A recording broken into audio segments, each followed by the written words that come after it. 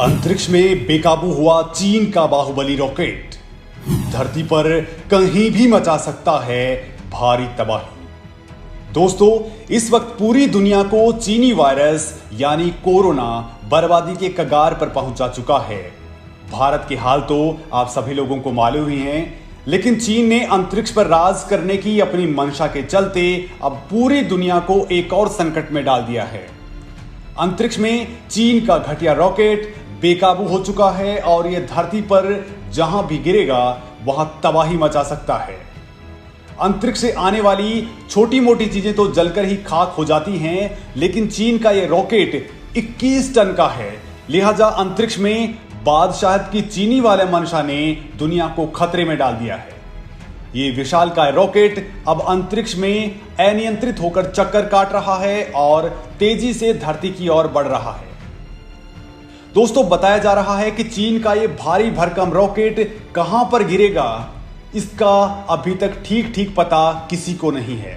विशेषज्ञों ने बस चेतावनी दी है कि चीनी रॉकेट धरती पर अगर किसी आबादी वाले इलाके से टकराता है तो भारी तबाही मचा सकता है। ऐसी आशंका जताई जा रही है कि इस रॉकेट का मलबा न्यूयॉर्क, मैड्रिड और बीजिंग जैसे शहरों में कहीं पर भी गिर सकता है। न्यूयॉर्क, मैड्रिड, बीजिंग में मचा सकता है तबाही। दोस्तों, चीन ने पिछले सप्ताह गुरुवार को अपने लॉन्ग मार्च 5B रॉकेट को लॉन्च किया था, जिसके बाद से एक्सपर्ट बताने लग गए थे कि यह रॉकेट आने वाले कुछ दिनों में धरती पर कहीं भी गिर सकता है। पृथ्वी के चक्कर लगाने वाले ऑब्जेक्ट की निगरानी करने वाले खगोलविद जोनाथन मैकडॉवेल ने कहा है कि अभी इस सैटेलाइट का रास्ता न्यूयॉर्क, मैड्रिड, बीजिंग के उत्तर की ओर और दक्षिण में चिली और न्यूजीलैंड की ओर जा रहा है। इस दायरे में ये चीनी रॉकेट कहीं भी टकरा सकता है। ये समुद्र या फिर आम जनसंख्या वाले इलाकों में गिर सकता है। हालांकि उन्होंने ये भी कहा है कि धरती के नजदीक आने पर इस चीनी रॉकेट का काफी हिस्सा जल करके खाक हो जाएगा। सैटेलाइट ट्रैकर से पता लगाया है कि 100 फीट लंबा चीनी रॉकेट 4 मील प्रति सेकंड की रफ्तार से धरती की ओर बढ़ रहा है। दरअसल दोस्तों, चीन ने गुरुवार को इस रॉकेट की मदद से अंतरिक्ष में बनाए जाने वाले अपने स्पेस स्टेशन का पहला हिस्सा भेजा था। इस मॉड्यूल का नाम टियानी रखा गया है। अंतरिक्ष में क्यों बेकाबू हुआ चीनी रॉकेट? दोस्तों, एक्सपर्ट बता रहे हैं कि 21 टन वजन का यह ऑब्जेक्ट चीन के लॉन्ग मार्च 5B रॉकेट का मुख्य चरण है, जो लॉन्चिंग के बाद समंदर में पहले से निर्धारित जगह पर गिरने की बजाय धरती के चक्कर लगाने लगा और अब ये अगले कुछ दिनों में धरती पर धड़ाम से गिरने वाला है। हालांकि भारत को इससे खतरा नहीं है। रॉकेट का मुख्य हिस्सा 100 फीट लंबा है और 16 फीट चौड़ा है। विशेषज्ञों का कहना है कि चीनी रॉकेट का यह विशाल हिस्सा काफी कुछ धरती के वातावरण में ही जल जाएगा, लेकिन इसका मलबा धरती पर कहीं भी गिर सकता है और चूंकि वो टुकड़ों में गिरेगा, लिहाजा तबाही आना तय है। ऐसा पहली बार वैसे नहीं हुआ है जब चीन का रॉकेट अनियंत्रित होकर धरती पर गिर रहा है। इससे पहले मई 2020 में लॉन्ग मार्च 5B रॉकेट का मुख्य हिस्सा अनियंत्रित हो गया था और अटलांटिक महासागर के ऊपर उसका मलबा गिरा था। नासा ने चीनी रॉकेट के इस हिस्से को वास्तविक रूप से बेहद खतरनाक बताया था। गिरने से पहले यह रॉकेट अमेरिका के लॉस एंजलिस और न्यूयॉर्क शहर के ऊपर से गुजरा था। यानी मान लीजिए कि अगर वहां गिरता तो कितनी बड़ी तबाही आ सकती थी। अंतरिक्ष में क्या कर रहा है चीन?